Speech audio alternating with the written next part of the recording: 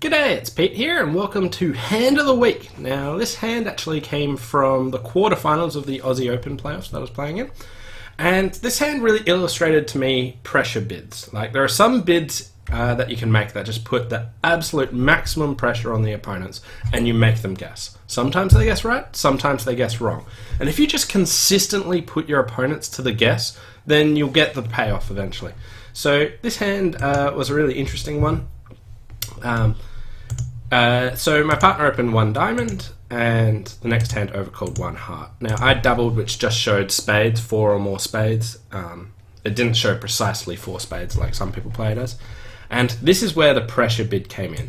The next hand bid 5 hearts. This is affectionately known as FU 5 hearts because all you're trying to do is apply the maximum number of pressure to the opponents. And like there is no, you're not trying to do anything constructive with your 5 hearts. You might make 5 hearts sometimes, but you know that if you're going to bid 4 hearts, you've got a hand type that was also going to be bidding 5 hearts. So you strongly suspect the opponents were going to bid on, and you're still happy to bid 5 hearts, even at vulnerable against not, and you want to apply the pressure to the opponents. Make them guess at the highest possible level that you're feeling comfortable doing. Anyway, my partner then bid 6 diamonds under the pump, and I was looking at this hand. Now, all I've shown is a hand with 4 spades and 6 or more points. Now, they've already assumed a fair bit for my hand, but have they assumed the running spades? Have they assumed the heart void?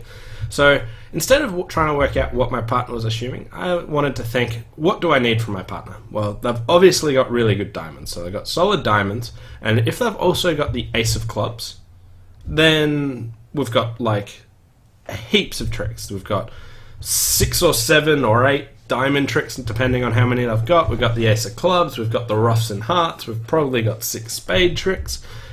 Now, there is a rule saying that you don't want to just punt grand slams, but this one it's very close. I don't need that much from my partner. My partner could have a 14 count where we could be making grand slam here.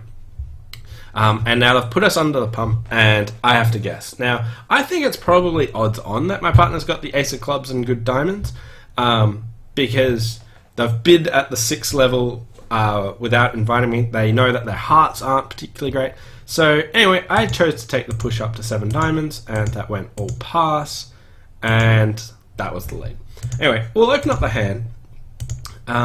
Now, what I wanted to show was this really good pressure bid. So instead of trying to assign the blame in our partnership of who messed up when we got to a grand slam off an ace, I actually thought it was really valuable to note that what I thought happened was the really good bid by West that put us under the maximum amount of pressure possible.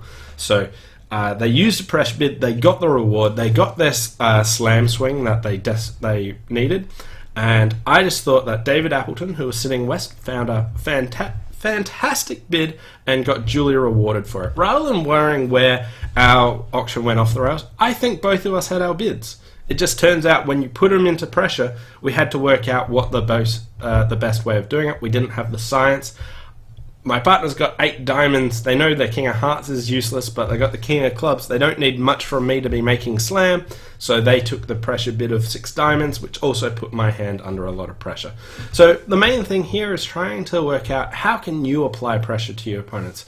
Don't give them that easy ride. Everyone can make mistakes. Take away the space, make them guess, and you'll get some good rewards from time to time. So I just wanted to really reward this 5 heart bid. Not many people utilize it, and I think it's a fantastic opportunity to put the opponents under some pressure.